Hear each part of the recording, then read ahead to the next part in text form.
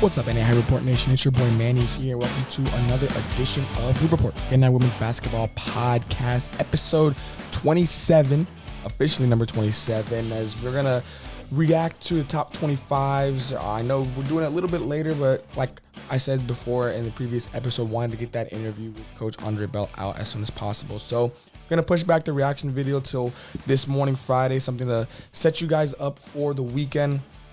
Still plenty to talk about. I still think it was actually kind of almost better for me, just kind of digesting everything that happened with the top 25 and whatnot. And again, I was completely focused on what had happened and the movement, all that kind of stuff. And I had a thought, I had a stance on it, and now I'm even more standing on it when it comes to the top 25 as a whole. I know there's been a lot of debate. I've seen it on Twitter. I've seen it on social media where it's not perfect. There's some teams that are in it that aren't supposed to be in. There's some teams that aren't supposed to be in that are in and stuff like that. And I get that. No top 25 at any level is going to be perfect. But at the same time, there still needs to be a level of understanding of that. And I just feel like, to be honest with you guys, I said it before, this out of 1 to 10, 10 being a perfect top 25 poll that is no notes amazing, and 1 being this was probably the worst top 25 I've ever seen in my life. This is probably like, give me 8.5. Like, I don't think it's that bad. Again, we're gonna get into a few notes that I have on it, but it really isn't anything crazy. It really is not anything crazy, but we still need to understand it's not going to be perfect. It will not stay like this. This one's 8.5 for me. Maybe the next ones are going to be a 3. I don't really know. Remember, it's the coaches that are voting on this. We can't expect the coaches to know everything that goes on in the NAIA level. But at the same time, this is also not the end-all be-all. If you're not in the top 25, if you're not receiving votes, it doesn't mean you can't make the national tournament. It doesn't mean that you won't make the national tournament. And I'll kind of end it on this note. Jay Billis is obviously one of the most well-known college analysts on the men's basketball side of things at the NCAA level. He said this, first time I heard him probably a couple years ago, maybe less than a couple years ago. He said, at the start of every season, everybody's in the national tournament. And it's true. Everybody's in the national tournament. That includes people at the NAIA level. Everybody's in it. As of September 15th when we started practicing, and October 23rd when we started our first games, everybody's in the national tournament. The thing is, at the end of the regular season, we know, or at the end of the conference postseason, I should say, we know who's getting that automatic bid. But everybody in their conference, from their conference, is in the national tournament. The conference tournament is designed to dwindle that number down, and then the at-large bids would obviously fill out the rest of the field. But you have a problem with the top 25. You have a problem with receiving votes. You have a problem with what the committee's doing. Win, flat out, just win. And again, that's time after time. That is the only real argument and the only thing that I've heard. But it's true. It's true. A lot of these teams a lot of these fans that are upset because their team is on the bubble. There's a lot of teams out there that have a legit case to at least be receiving votes. There's a lot of teams in these receiving votes that I don't think should be in it right now. But at the end of the season, what are you gonna like better? Saying that you weren't in the top 25 but you still made the national tournament, or saying that you were in the top 25 but you didn't make the national tournament? All these teams, even from the number 1 team in the country, Dort, to the last team in the receiving votes picture in College of Idaho, they're in it. Congratulations to them, but they also understand that's an add-on. It's a luxury to be in these rankings, because at the end of the day, you being in these rankings does not mean you're going to win your conference. Does not mean that you're going to be able to even get to the conference tournament. So let's keep that in mind moving forward when we talk about these top 25s. I do think, again, this committee did a good job with this one specifically. I want to talk about this one in a vacuum. I'm not talking about any of the other ones. Even in the preseason ones, I was on the record saying I think that Briar Cliff was too low. And by the next polls, they were already jumping up, and now they're in the top 10. So they've had some room to improve, and they have improved to their defense. But let's keep that in mind moving forward as you do these top 25s. But now, talking about the top 25, we're going to break it down 1 through 15 and then 16 through the receiving votes side of things. So when we look over at the first round, the half the top half of the top 25.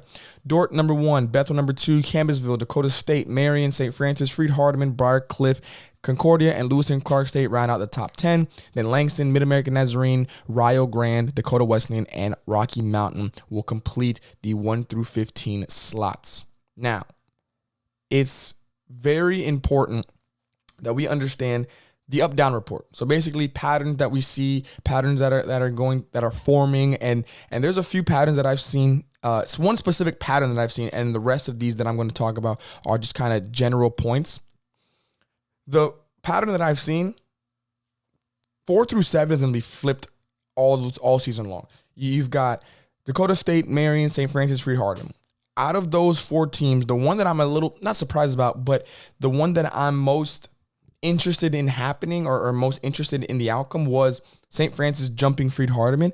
I did think Freed-Hardeman could be a top 5 team, if anything.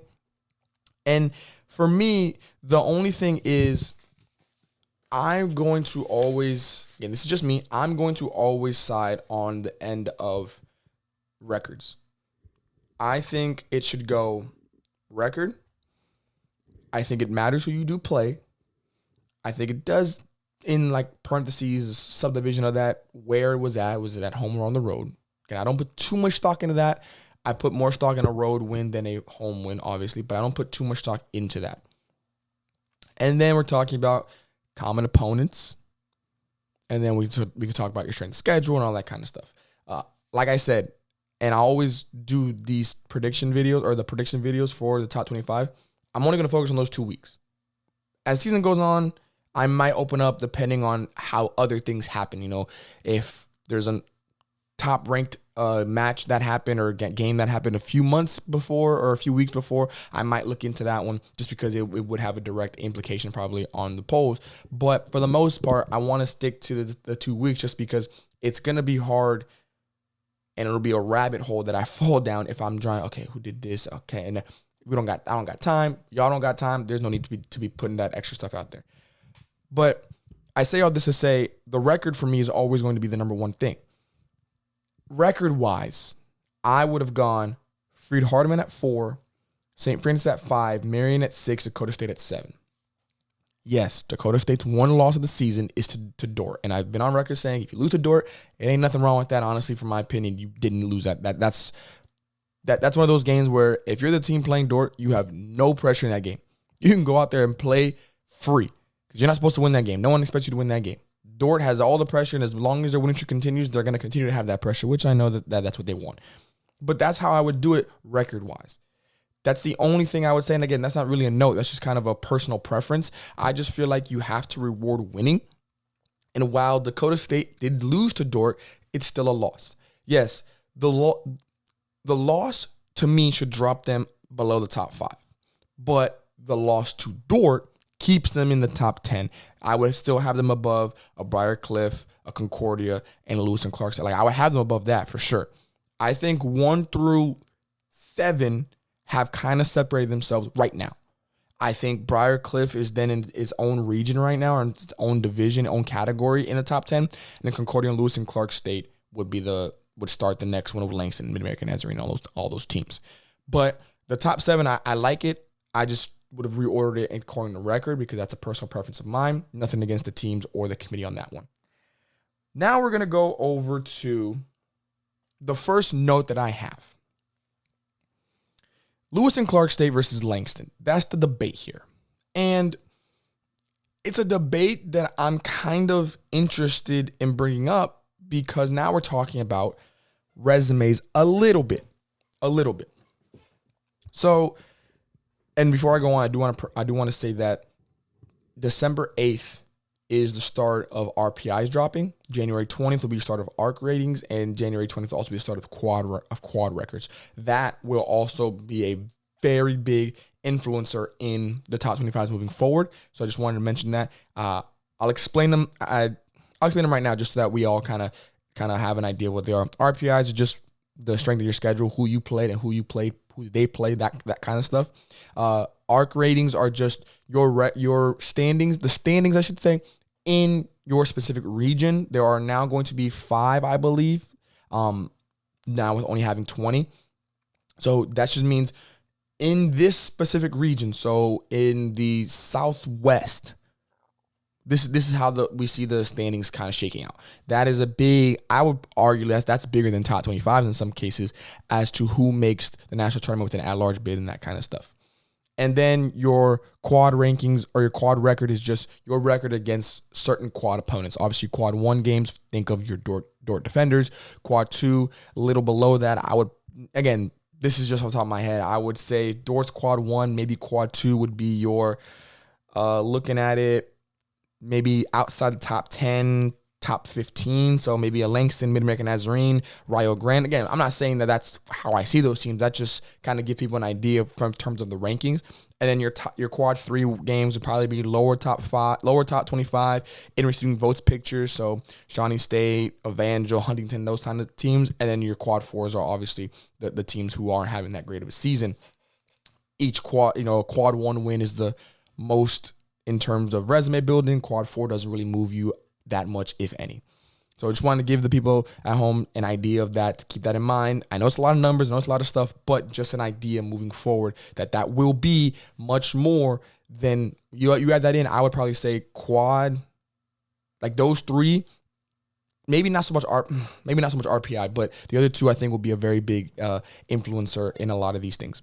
But back to Lewis and Clark State versus Langston. It's 5-1 for Lewis and Clark State. Langston 6-0.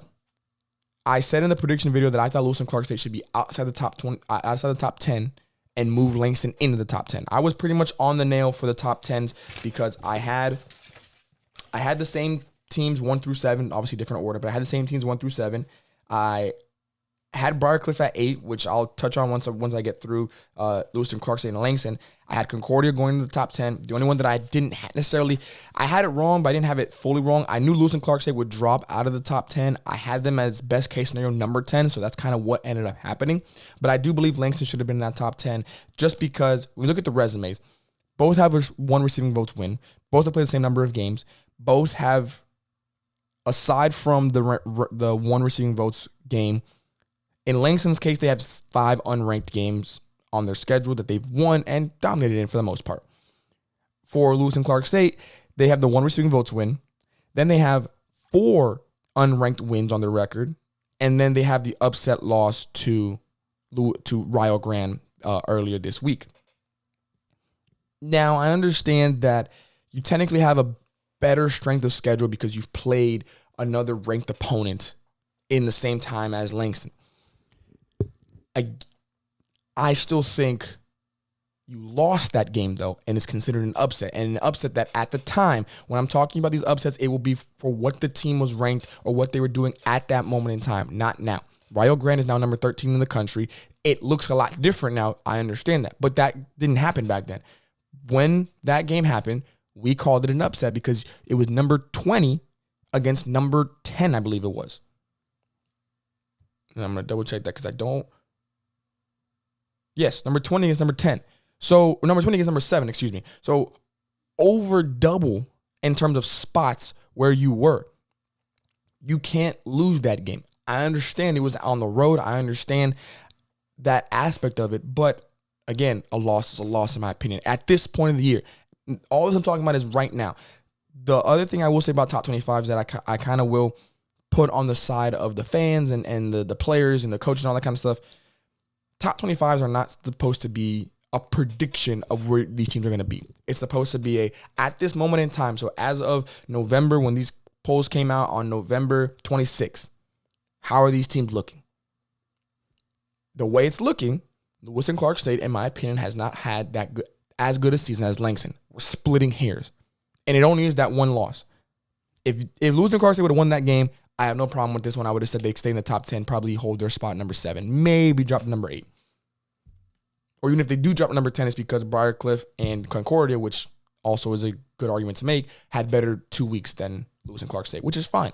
But I do believe because of that loss, because everything else across the board is very, very similar, I would give Langston that final spot in that top 10, and I would put Lewis and Clark at 11. I'm not dropping them all the way to 15, but I am going to have them outside the top 10 because I just feel like there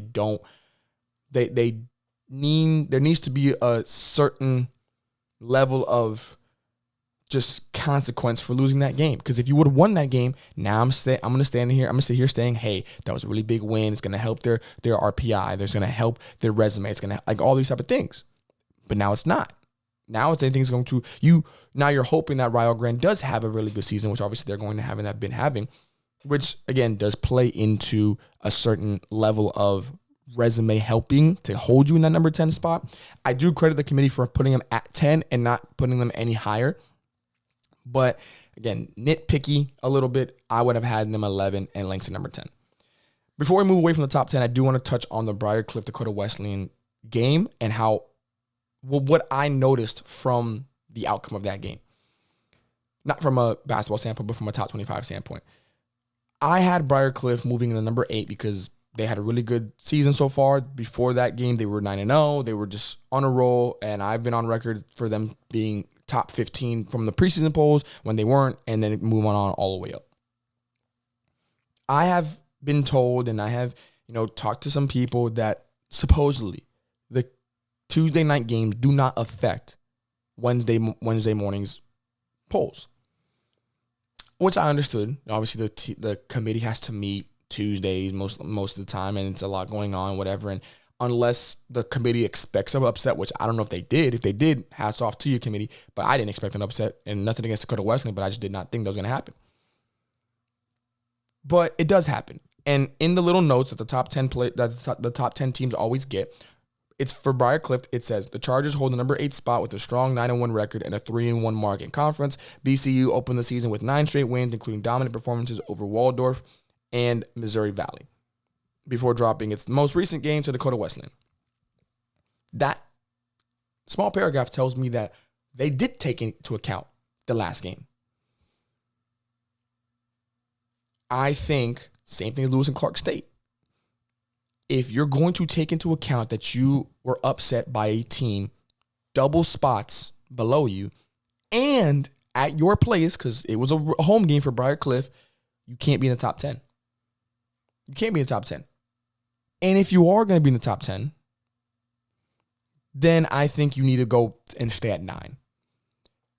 You can't disregard the 9-0 start, obviously. So not top 10 might be a little excessive. I agree with you. I'll concede that.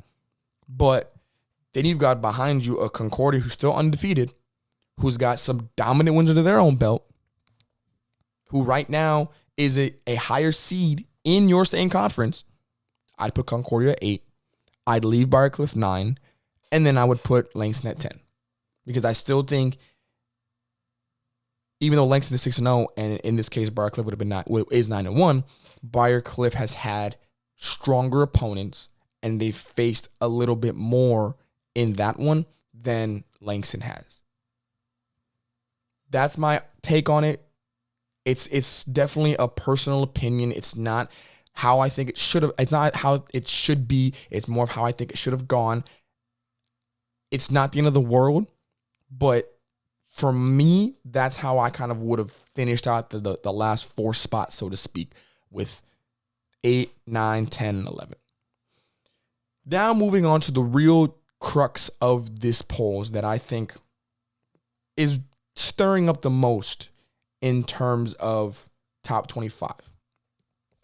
And we talked about 1 through 15. I kind of have to put up 16 through 25 in the receiving votes, so you guys see what I'm talking about. So 16, Carrol, then St. Francis, Cumberlands of Kentucky, Indiana Wesleyan, Indiana Tech round out the top 20. Oregon Tech, Corbin, Southeastern, Georgetown, Montana Tech round up the last 5 spots. And then your receiving votes are at the bottom, and we'll get to those once we're done with the top 25. Rocky Mountain versus Carrol is a very much unfriendly situation for a top 25, no matter what. When you have so many factors taken into consideration. And to the cherry on top, you've got a team in St. Francis from Illinois, in my opinion, should be above both of those teams, but I'm getting ahead of myself. We're going to stick to Rocky Mountain versus Carrol. For Rocky Mountain, they're 3-1. For Carrol, they're 3-2. Very similar records. For Rocky Mountain, you beat Carrol head-to-head. And when I say record is the number one option for me, the number one tiebreaker is head-to-head. I don't care how the season's gone. If these two teams, and I'm not saying these two teams specifically, but I'm saying in this example, if two teams are right there, they've got the same record, they've got the same common opponents, they've got the similar resumes, they've got wins against the same teams, almost losses against the same. Like, if it's so close, but there is a point in the season where they played head to head, I'm always going to side on the end of who won that matchup, because you can't get any more direct than that. No matter if it was at the beginning of the year or if it's at the end of the year, a win is a win against that opponent that is now level with you in the rankings. And then this is when it gets even more complicated. Under that premise, Rocky Mountain should be number one, should be above Carrol, no questions asked. And one spot is perfect because it shows you they were close, but we gave them the nod because they won their head-to-head. Awesome. But then you're going to lose to unranked Bismarck, who then Carrol beats the next time that they play. So now I'm between a rock and a hard place, because I said it before and I'm staying on business. You lose to an upset loss where you were the favorites, there needs to be docked points for that. But then if you beat the team that's now even with you, you can get some of those points back. If that would have been a top 25 loss for Rocky Mountain, I'm a little less strict about this. Because it was an unranked loss, and because Carrol beat them by the same number of points that you lost to them, I think personally it should have been tied at number 16. I think Rocky Mountain and Carrol, because Rocky Mountain dropped that game to Bismarck, there should be a consequence of you would have been above them, but now we got to put you at the same level because you lost to the ranked opponent that they beat. That's just how I see it shaking out. I'm not upset with them being above. I will say jumping 2 spots is a little interesting. And then some of this does go into the fact of Dakota Wesleyan, them giving them that nod. And I kind of talked about the Briar Cliff side of it. For Dakota Wesleyan, if they're gonna give that game into these polls, yeah, I think they should be up number 12, respectfully. I think they can jump Rio Grande, and I think that American Nazarene can drop down a couple spots, even though they're 7-1, having a really good season. Again, in the past 2 weeks, you haven't really played anybody. You've handled business in conference, don't get me wrong, and that's definitely a kudos to you, but it does matter who you've played in that 2-week window, and that's a lot of times when you see these polls. Again, if you look at the top, Marion was number 4. They went down to down 1. They didn't play that many people of quality in the eyes of the committee. That's just kind of how it works. But back to Rocky Mountain and Carrol, I think a same number ranking would have been perfect. Would have been perfect. I think that would have hit the nail on the head so good, it would have bumped this polls up to number 9. 9 out of 10. That 0.5 is honestly because of that. I just can't get over that because I'm looking at it, even now after a couple days and marinating it on it, it still doesn't feel right to me. It doesn't feel right.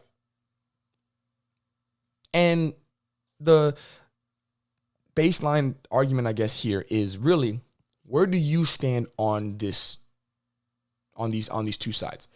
Do you credit the head-to-head win, or do you credit the unranked loss coupled with, because you got to, that's what we're looking at here. If Rocky Mountain would have just lost to an unranked team, just lost, and it was same scenario, just not a team that's in conference that Carrol had to play to,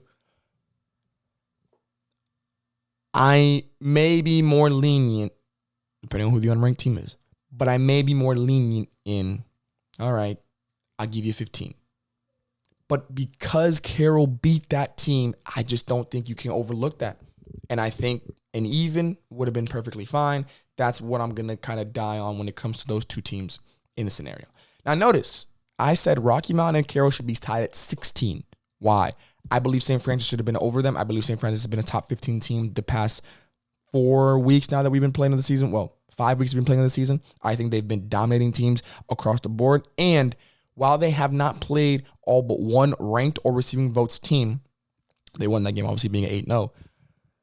We've reached that point in the season where, while you may not be playing quality opponents, or you might not be playing ranked opponents. Granted, well, I can't say that because, like I said before, I had to go up to the point of the polls. And like I said, Xavier, for example, who is now receiving votes, they were not at the time that they played. But while you haven't played that many quality opponents, like I said, that would be considered quad 1 or maybe even quad 2 games, domination is domination. I said it in the prediction polls. I think they haven't touched less than 20 or something like that. I think was the number that I found out about. 8-0 and dominant 8-0. Like, none of these games have been close. Home, road, neutral site, whatever the case may be. At this point in the season, you got to reward that. They've already been, I'm glad they've stayed in the top 20. Like, there could have been some argument like, oh, they haven't played anybody, whatever. No, winning is winning, and you reward winning. They are winning at a very elite level, at a very dominant level. I think they should have been number 15. Give me number 15. That's fine. The final point that I'll make with this, and then we'll move on to the next notion on these top 25 polls. Even if you say, but they haven't played anybody, Manny, like they got to be able to. You're right. But now we go back to the beginning of this argument. Rocky Mountain and Carrol. Rocky Mountain beat Carrol. Cool. Bismarck lost to Carrol. But then Bismarck beat Rocky. Like, there's just too much between Rocky Mountain and Carrol. They didn't have that good of a weekend. You're splitting hairs. Once you get to this point, you're splitting hairs now. That's where the dot comes. Then you look over at St. Francis, who clean sheet all year so far. Give them that extra nod. That's where I'm going to stand when in that Rocky Mountain Carrol debate. And I do think St. Francis is a definite part of this debate. Not directly, but just because they've had such a good season that I think it's time for them to get that top 15 nod. Last 2 points here. Kind of merge them, so it's really just one more point that it extends over 4 teams. 3.5. The half is Oregon Tech.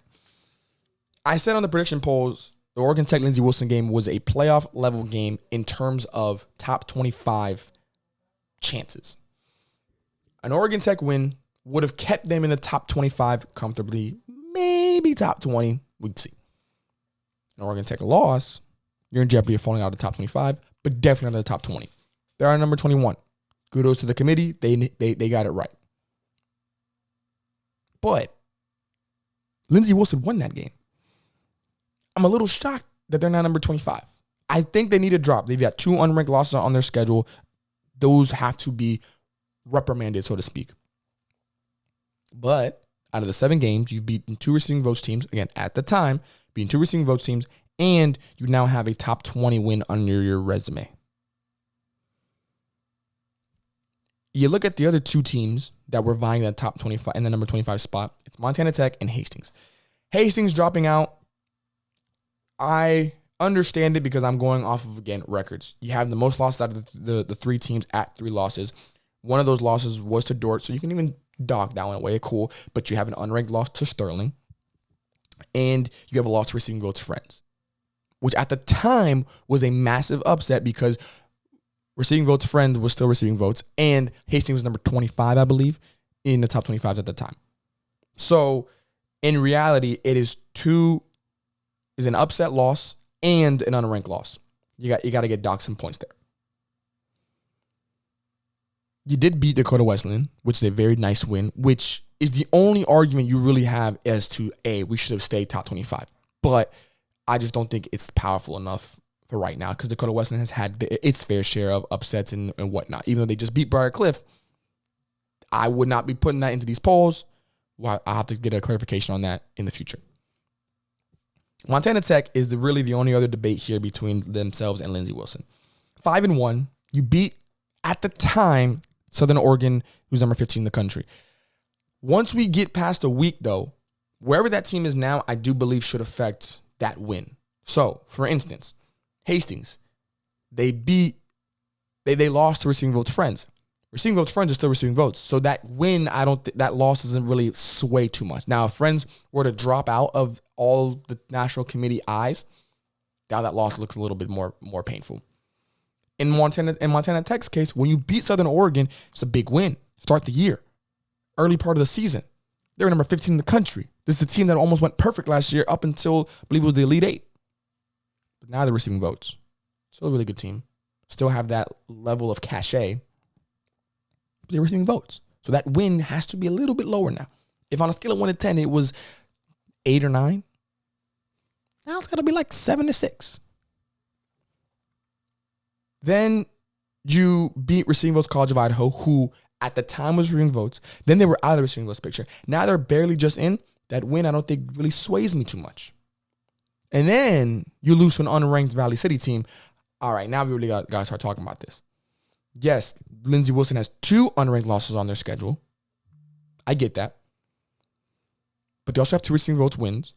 And they have a top 25 win. Top 20 at the time.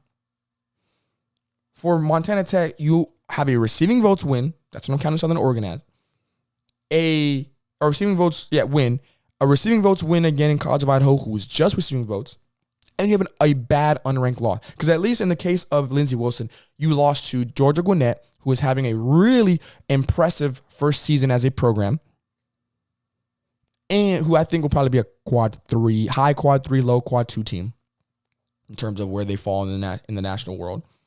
And to a UT Southern team in overtime. No, it wasn't overtime. That was last year. In regulation by 4, who I believe will be a quad 2 team this season and should have been receiving votes. We'll get to that in the later parts of this episode. So it's a very even playing field in my opinion. I think there are more docks against Montana Tech and not as many positives thus far in the season compared to Lindsey Wilson. And we'll break it down like this. Con for Montana Tech. 2 receiving votes wins. An unranked loss to Valley City. Pros for Montana Tech. It was Southern Oregon. So that's definitely a cachet building resume. But that's really it. Lindsey Wilson, con. 2 unranked losses. Pro. 2 receiving votes wins. And a top 20 win at the time. I think that just edges out for that number 25 spot. You put Montana Tech at receiving votes where I thought they would be, and now we keep it pushing. That's my last point on the top 25s on where I think it could have gone. I think it was pretty much as close to perfect as you can ask for. Few things here or there that I thought could have been a little different or should have been maybe done a little differently, but that's just me doing my job of being nitpicky and talking about the polls. Now we're going to head over to receiving votes. I'll pull back up the receiving votes at the bottom. William Carey, Hastings, Loyola, Lindsey Wilson, Columbia, Evangel, Huntington, Shawnee State, Friends, Governor State, Northwestern, Iowa, Mid-American Nazarene, Southern Oregon, Grandview, Taylor, Montana State, Northern, Eastern Oregon, LSU Shreveport, Providence, Xavier, Spring Arbor, Faulkner, and College of Idaho. So,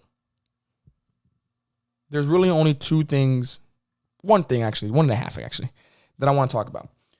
Cumberlands of Tennessee dropped out of the receiving votes picture. Little intrigued by it, but I understand it because 9-2 in the season, you lost to Bryan and UT Southern, and not enough quality wins to keep you, because before they were just on the edge of the receiving votes picture. So you're already on the bubble, you lost an unranked game, it's going to really dock you that last notch to get out. So I understand why. I maybe would have had him in one more week as a low receiving votes team, but I understand why, because a lot of these other teams that they get in deserve to get in over Cumberland, Tennessee right now in this season. Speaking of those teams, I have laid out here in front of me the teams that dropped out or stepped up, I guess I should say, from the receiving votes picture, and then the teams that overtook them that I feel like we're confident in overtaking. So Morningside, Xavier, Florida Memorial, which I had all 3 dropping out or really close to dropping out, are not in the receiving votes picture anymore. The 3 teams that I think should have gotten up to the top 25. Well, I'd say I counted 2 of them, Georgetown and Southeastern. Corbin, to be honest with you, kind of flew under the radar for me. I didn't know if they were going to get in. I could see them getting in. They've been a very sneaky team going through these first few weeks of the season. So keep an eye on Corbin, especially in the Cascade. Those are the 6 teams that were movement in the receiving votes, either good or bad. The 3 teams that I think took over the Corbin, Georgetown, Southeastern part of things were Lindsey Wilson, Loyola, and Hastings. The 3 teams that I think took over for Morningside, Xavier, and Florida Memorial comfortably was Spring Arbor, MSU Northern, and MACU. So those are your 6. But then there's still another batch of 6 that joined for the first time. Faulkner, College of Idaho, St. Xavier, Eastern Oregon, Taylor, Northwestern. Taylor and Northwestern, Taylor beat an Indiana Wesleyan team. Done. Get in there. Northwestern, you had Dordt on the ropes. At Dordt. Good enough for me. Eastern Oregon, 6-0 in the season. You've gotten a ranked win under your belt. Go for it. Faulkner, another underrated season so far this year. A quad 2 team for sure. Could be a team that slowly creeps up the receiving votes, depending on how the Southern States shakes out for them. St. Xavier, same thing. I think they've had a very good season, a very underrated season. They're going to be a tough team to deal with in the Chicagoland, and it could be a very safe pick for an at-large bid in the national polls. That leaves College of Idaho, which might be a direct, easy one to talk about because they were the last team in. But UT Southern, I think, has had a better season up to this point. UT Southern is 6-2. They beat Cumberlands of Tennessee. Again, at this point, Cumberlands of Tennessee was a receiving votes team. And in my opinion, that game is what dropped you being Cumberlands of Tennessee out of the top 25, out of the receiving votes picture. So I think the committee should have taken that into consideration. Like, hey, not only did you beat this team at their place, I believe, but remember, let me pull that up because that is very important to this argument. Don't want to be wrong there. So UT Southern, Cumberlands of Tennessee, they did play them at Cumberlands of Tennessee, and it was actually double overtime. So you beat them at their place, and you're the reason that they are not in the top in the receiving votes picture today. That's gotta hold some weight. Then you also have a loss to Campbellsville, in the country. I get it. Lost to Faulkner. They weren't receiving votes at the time, but they were a good enough team that I don't think it should have been counted against them that much. Then you look over at, you also beat Lindsey Wilson, by the way, who's a top 25 team. And in some degrees, I think that's also another reason you dropped out. So you knocked off 2 Mid-South teams. In the Mid-South, I've gone on record saying it is the best conference in women's basketball. And you are also the reason that at least one dropped out of the receiving votes picture, and the other one, you were part of the reason that they came out of the top 25. College of Idaho, 4-2. You lost to Montana Tech, top 25 team. Montana Western, an unranked team. And you have less wins overall than UT Southern. Granted, that's more of a record thing, so I'm not really putting too much stock in that, but it's a fair assumption to make because if College of Idaho was 6-0, different story. So, I'll be honest, I'm still a little confused. I'm a little confused. This is probably the only part of the entire polls that I was really like, but why? Because College of Idaho also started the season receiving votes. So, you've given them some nice, attention. Didn't have a hot start. I believe it started 0-2 in the season. They come out of receiving votes pictures, understandably so. Since then, they've won 4 games, we'll say. I don't think that's exactly correct, but let's just say for argument's sake, they're on a 4-game winning streak. Actually, I can pull it up right here. That's why I have these things prepared. So, actually, I'm on a 4-game winning streak because they lost to the Montana Tech and Montana Western games that I mentioned. Montana Tech was 10 points. Montana Western was 3. They're both on the road, which does matter.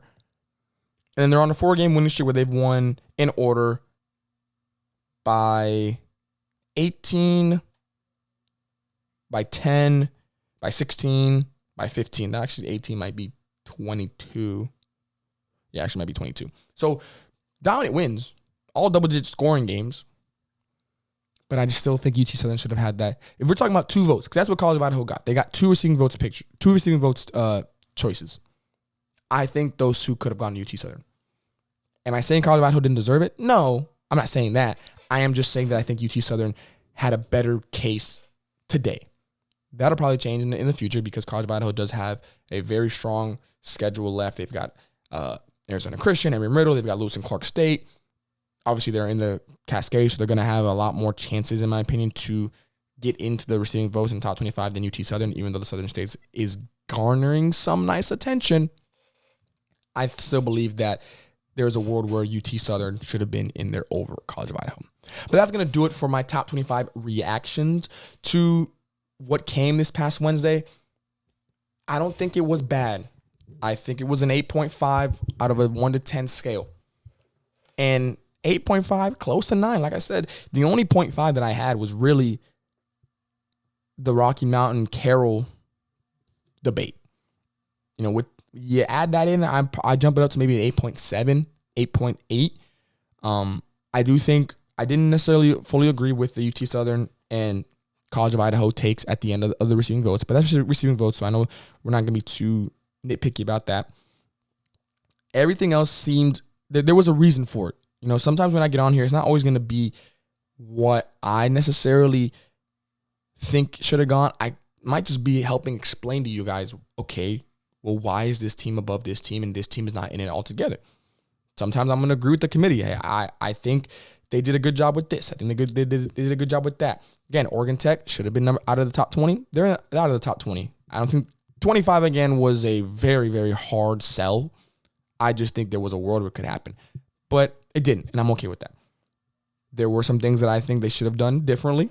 But differently does not mean I disagree. It just means that's not how I would have done it. This is how I would have looked at it instead. But that's going to do it for this episode. Sending you guys into the weekend. A lot of great games this weekend. A lot of big games. I do want to say, because we kind of talked about them a lot this week, Rocky Mountain has got a nice little slate in front of them to be able to shut some people up, me being the people, of saying, no, we should have been the top 15 team, and we're going to show you why, because they've got a lot of games lined up here. We'll do a quick hit on those. They've got today Oregon Tech, then they got Lewis and Clark State tomorrow, and they've got Montana Tech on the 5th of December to start their to restart their frontier stuff. They got 3 ranked opponents in about a week, just about a week actually. A lot. If you go 3-0 in there, I'll come on right now and say, hey, Rocky Mountain, my bad, because that'll be a heck of a run, especially because they're all on the road. Because even the Oregon Tech and Lewis and Clark games are being hosted by Carrol for their Thanksgiving Classic. But that's going to do it for us here, guys. I hope you guys liked, comment, and subscribe. I hope you appreciated this episode. Things are going to start getting quickly ramped up just because conference play is really going to be fully into it. We're probably going to change our schedule once January hits in terms of conference. So keep an eye out for that. Keep out for the new schedule. But until then, we will see y'all in the next one. Peace.